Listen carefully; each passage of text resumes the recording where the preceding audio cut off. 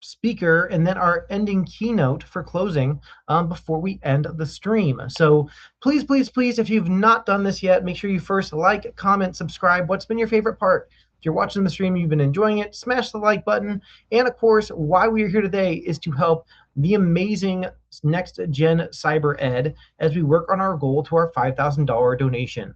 Now, another huge thank you to our raffle sponsor at Harmony Growth Lab. Now, as we mentioned before, any $5 that you are doing, this is not per QR code, this is across the entire donation. Any $5 gets you a chance to win one of any of these vouchers that we've shown before, or for this one specifically, win 1 out of 10 vouchers for the career building platform. So make sure you either scan this QR code right there or my QR code here on that top corner, and make sure we are giving back as a huge help and thanks to get our folks and our next generation into cybersecurity. Now, let's move on to our final speaker for today, which his name is Julian, who is a cybersecurity professional and creative technologist known for blending technical expertise with engaging storytelling.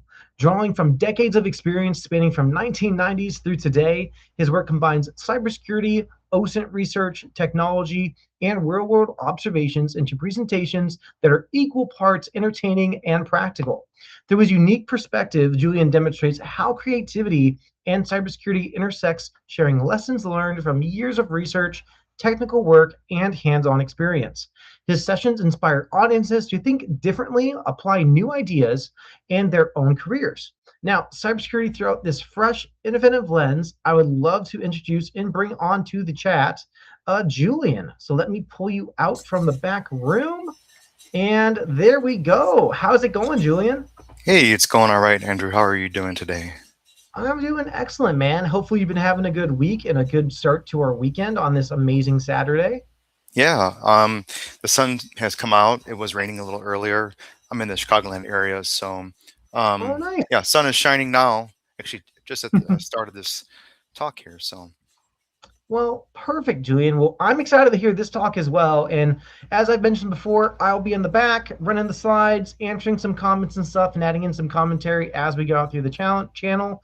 As long as we have some time toward the end, we'll take some questions, ask some more questions of you. And without further ado, Julian, I will pass it to you to go ahead and get started. all right, appreciate it, Andrew. All right, hi everyone. I'm Julian Campian, and this is my presentation on Infosec through music. If you can move forward, Andrew. All right, here's our agenda for today. We'll start off with who am I, why this topic, an example, the conclusion, and then any Q&A. If you can move forward. All right. So who am I? Again, I'm Julian Campian. I'm in the Chicagoland area. But yes, I'm a Chicagoan born and raised. I'm also a cyber practitioner for a number of years. I haven't always worked in cyber, but I find myself currently working in a cyber capacity. I'm also a creative person, or you can say I'm a creative. If you want to move forward, please. All right. So a little bit more about me as a Chicagoan. Mm.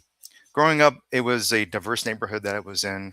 If you're not familiar, the neighborhood was on the north side of Chicago. It's Albany Park. So you had people from Southeast Asia, Latin America, Europe, the Middle East, and walking around, driving around, growing up, you would see signs in different languages all on the same street.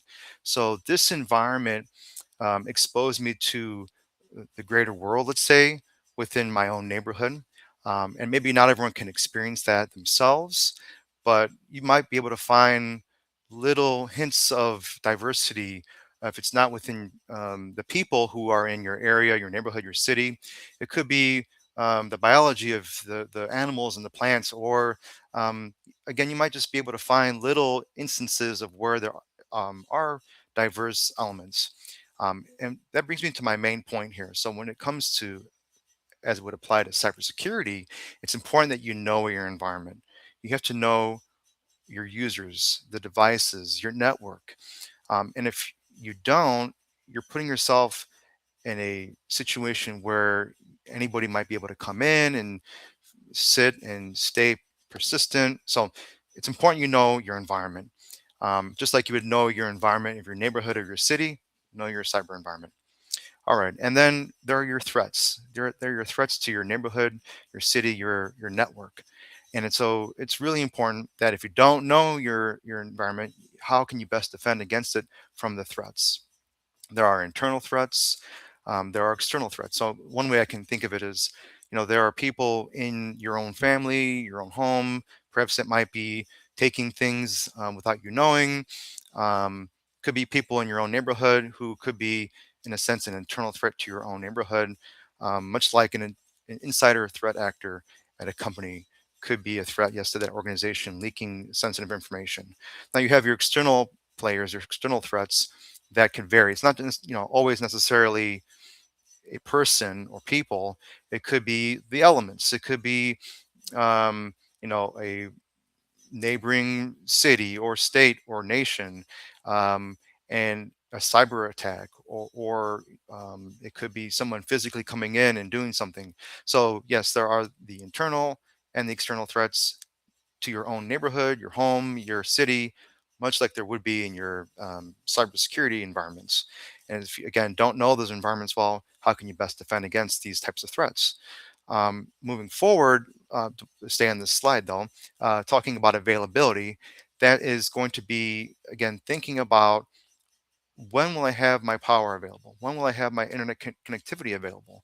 When will I have the things that I need available at home or at work in my city, much like a company needs to be thinking about, will I have these resources available for my team, for my clients? All right. So I brought some items here to talk about availability and connectivity, communication.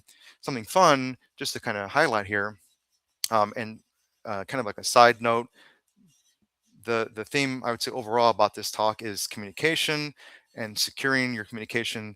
And I had recently got into the Meshtastic nodes.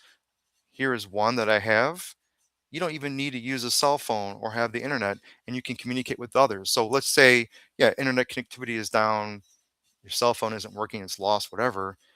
You might be able to utilize something like this and chat with others. So you can chat through this. You don't talk necessarily. I think easily, yeah, you can't talk through this, but you can easily chat with others through a device like this, a standalone device, no cell phone or internet connectivity needed. If it's not a Meshtastic node, it could be a radio. So I have a GMRS radio here. If it's not GMRS, it could be a ham radio. So there's different types of radios and devices. The Meshtastic node is a two-way radio. So radios, could be a way to maintain that availability. If it's something that you aren't thinking about on an individual, like, neighborhood level, city level, think about that. How can that kind of concept apply to the environment of your workspace?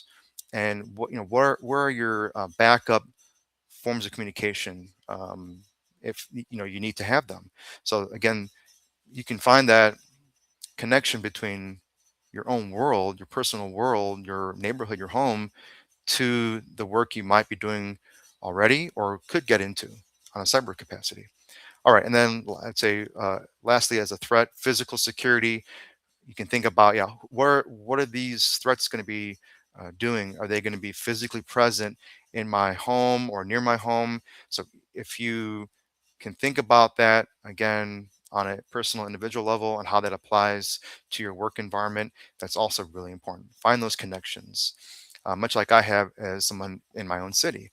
And speaking of my city, I like that David, our last speaker, had talked about B-sides. Yeah, attend local cybersecurity conferences, meetups, be it B-sides or any other type of conference or meeting, chat, dinner.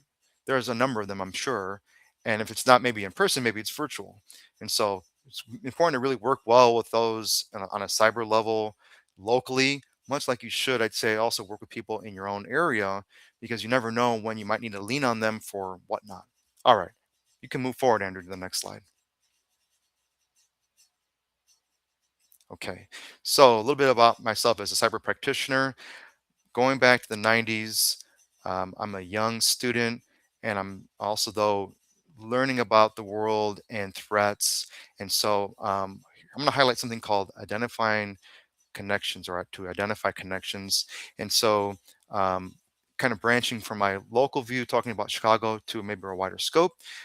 In 1998, August 1998, on a hot summer day, I had seen on TV bombings that had taken place in Africa, Kenya, Tanzania. These were U.S. embassies, and it really shook me, um, being in Chicago, but seeing this on the TV and seeing how things were unfolding. And I learned more about what had happened, and it made me realize that yes, there are threats, there are real, and the United States is a target. Fast forward a few years later, also something I see on TV is 9/11. One thing that I learned from the events that took place in 1998 was that Osama bin Laden had been, I guess, one of the orchestrators behind this activity. When 9/11 started as a day of tragedy, I thought pretty quickly that Osama bin Laden had been the person who had been behind this activity. Lo and behold, I find out, yes, that's who is said to have caused the tragedies on 9/11. What led me to see that connection, to identify this connection, were three things. The timing. So again, it was not too long after 1998 that this next major event happened on 9/11 2001. And then the target. Who was the target? The United States. It was, yes, in Africa, these two countries, but it was the U.S. embassies in these countries.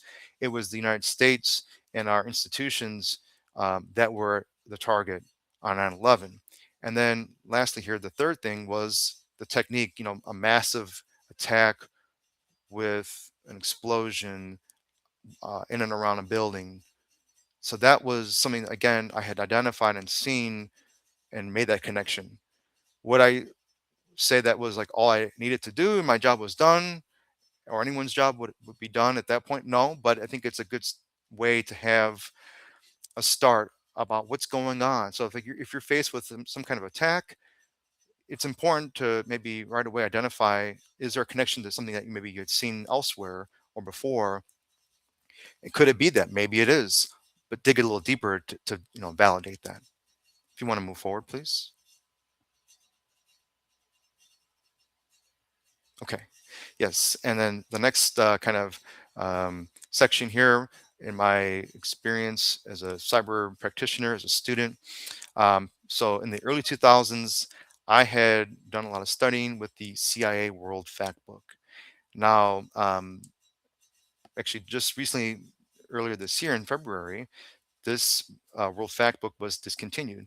So as I've mentioned here, actually can access a community maintained successor to the CIA World Factbook, which is the Open Factbook.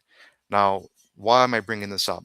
It again had been something that I could see as a way to learn more about the world and the geography of the world and the nuances of various people, and how is all this can be applied to our work. Is you might be coming across various entities and users from around the world.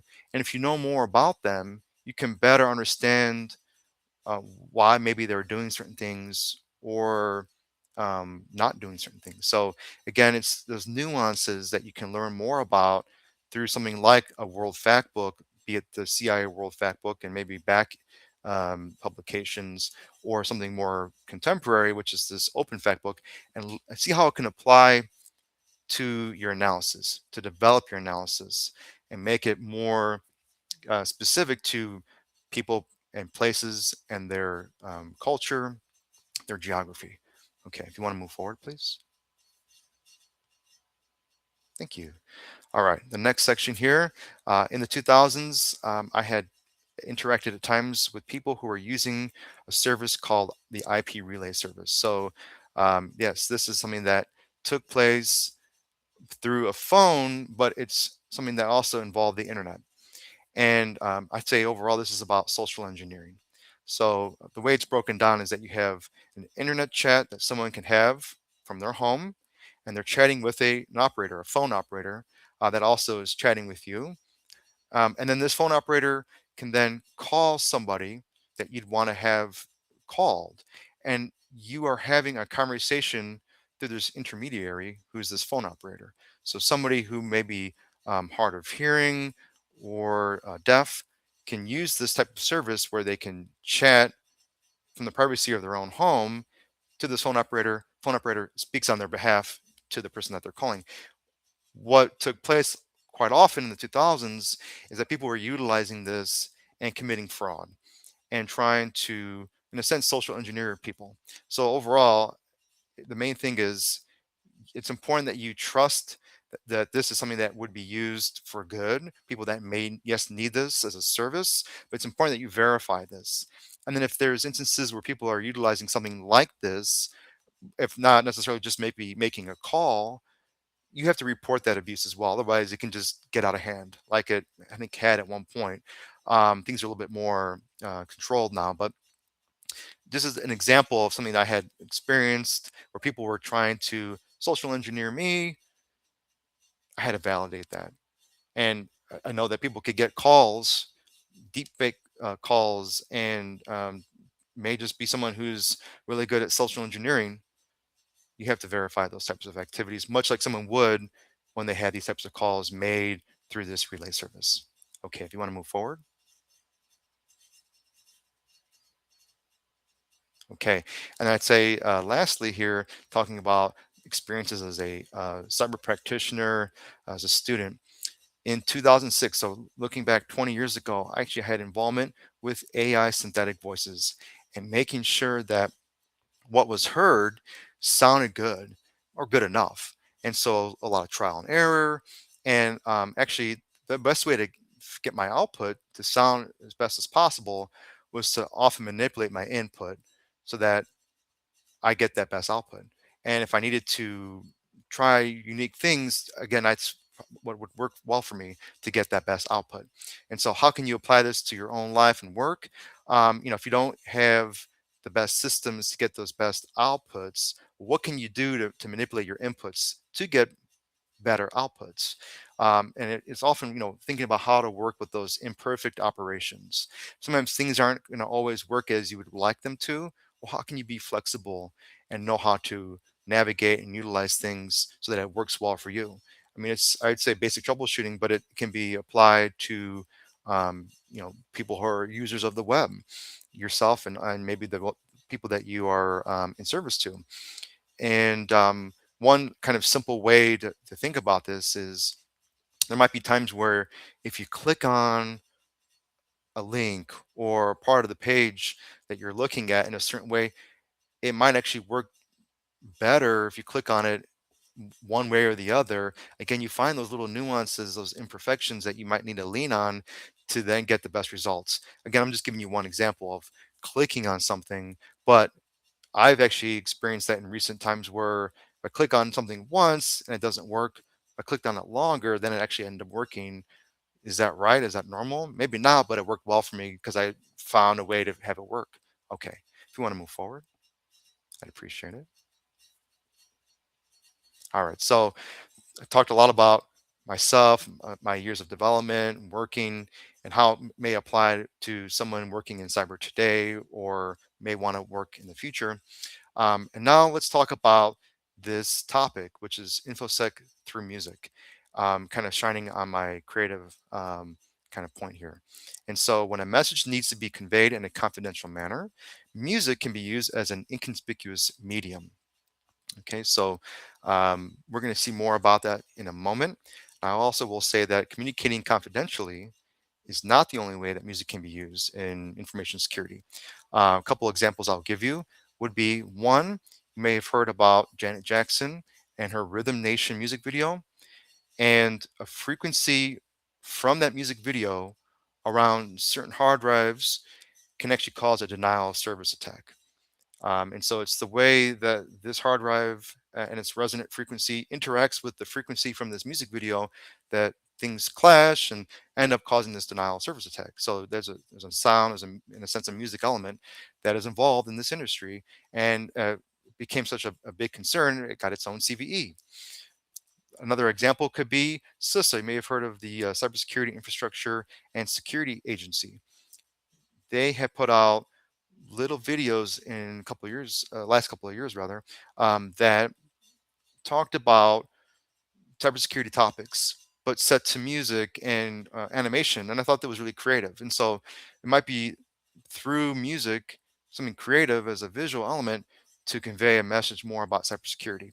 Overall, music can be very entertaining and it can complement text and visuals, much like these videos from CISA have been.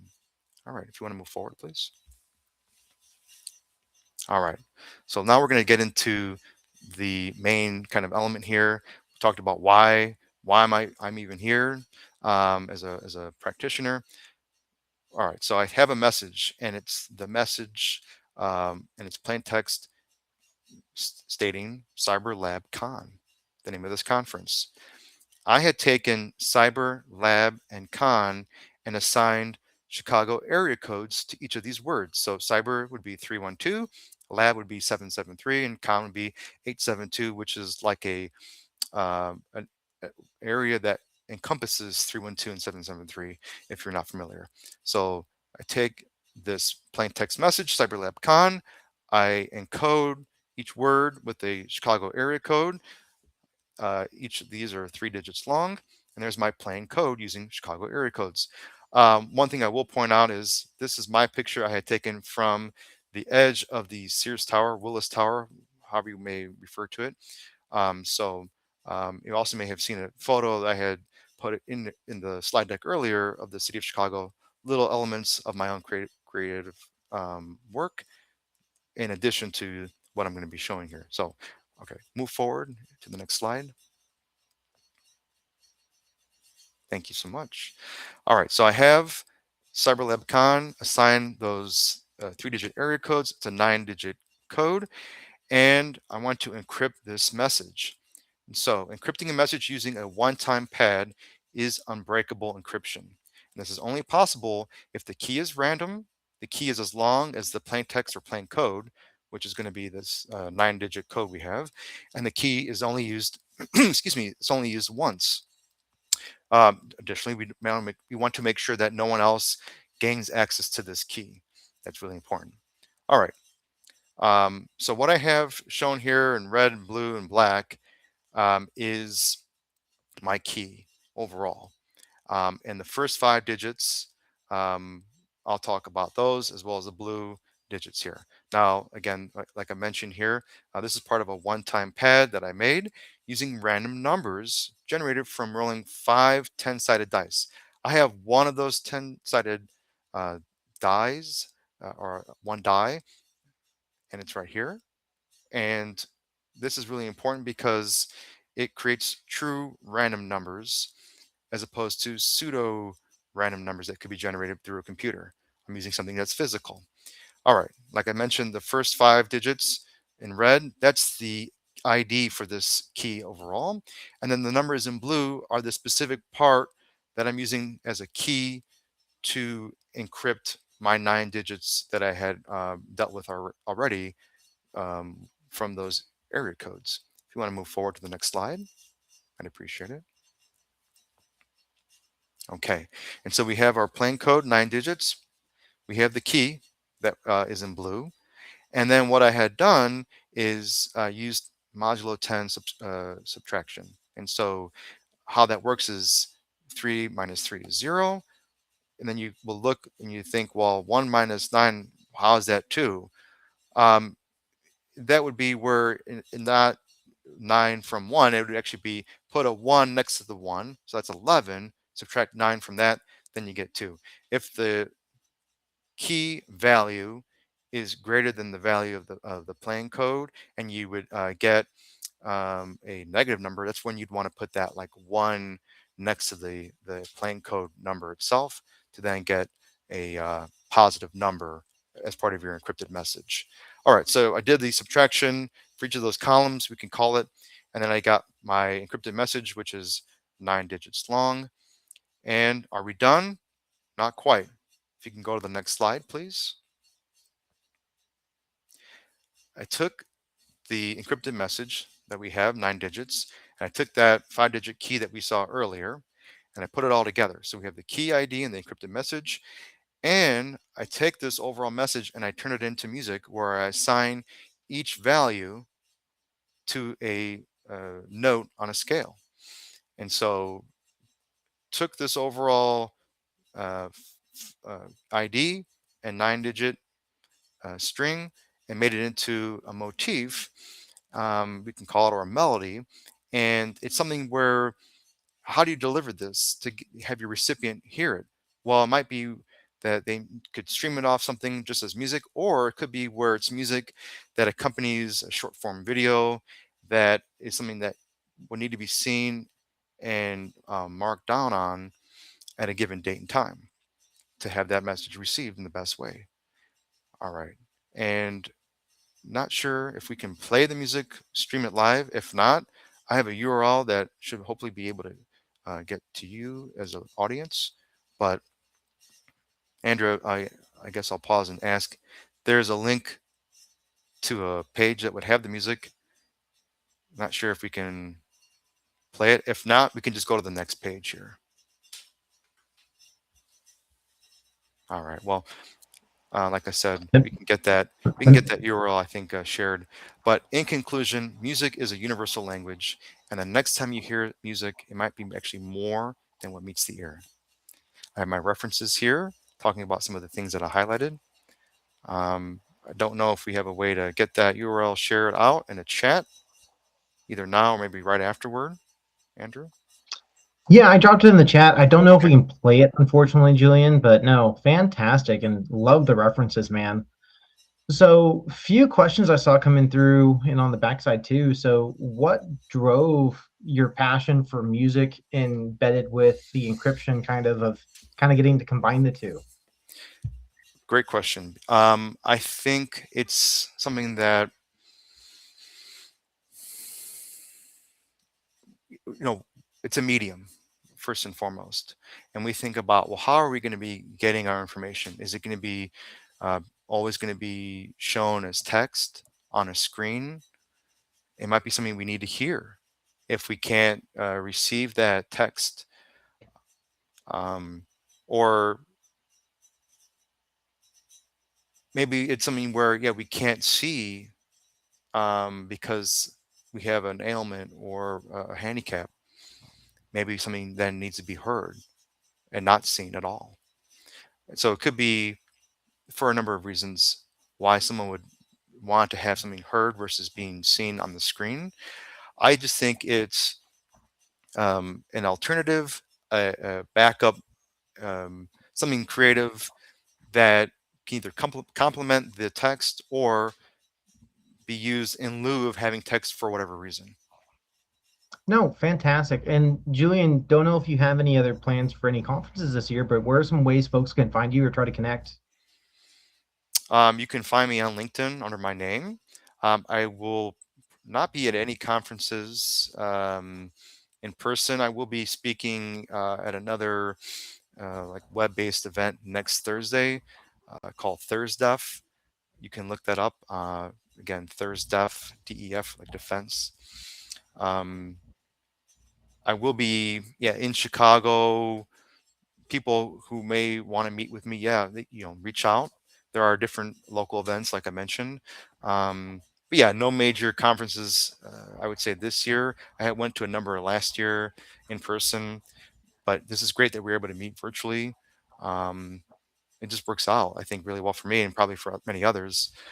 Looking forward to getting back to Vegas maybe next year to attend a conference or two. No, fantastic, Julian. So before I kick you loose, I just want to ask the golden question we've been asking everyone before they leave is what's the final advice you give somebody trying to break into cyber? Best advice I can give would be there's not one path. So don't think that, oh, what someone did and worked well for them is exactly what I need to do to get into cyber. It often has to be, how can you apply what you're already good at and what you might already be doing and find instances of security or maybe cybersecurity, information security, and see how they all can kind of fit together. So, kind of brings me back to my initial part of the conversation I had here, where I'm seeing what's going on around me. and learning more of the nuances of people and places that I'm in and experiencing.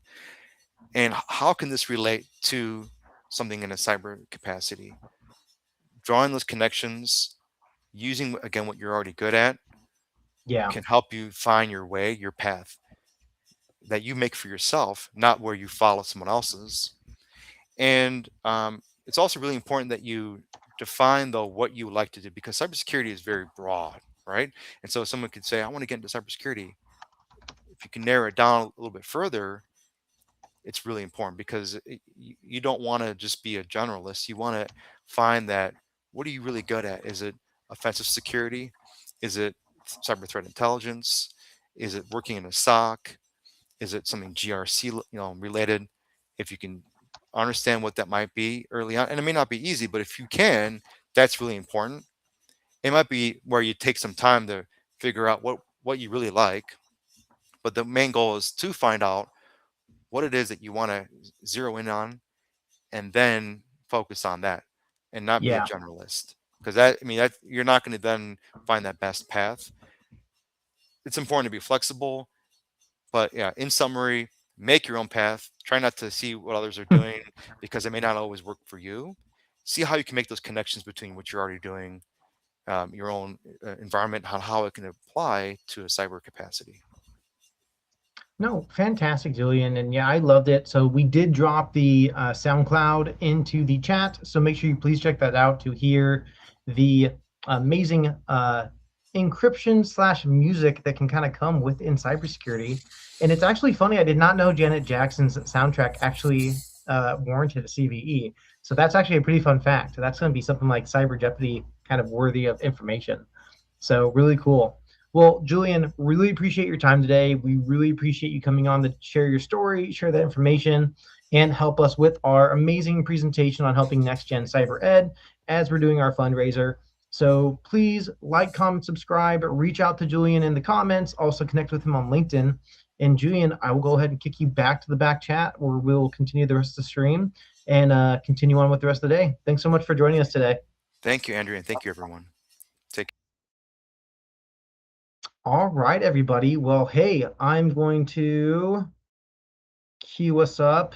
We have some time though, but I just want to queue us up for the next piece before I jump into our theme for doing the kind of lo-fi music as we wait. But hey, we are at the end. We are at the tail end of this. It has been an amazing day where we've been getting to talk to tons of amazing practitioners, security professionals, both across the blue team, back-end devs, red teaming, into this entire process for CyberSpeak LabsCon for the amazing mission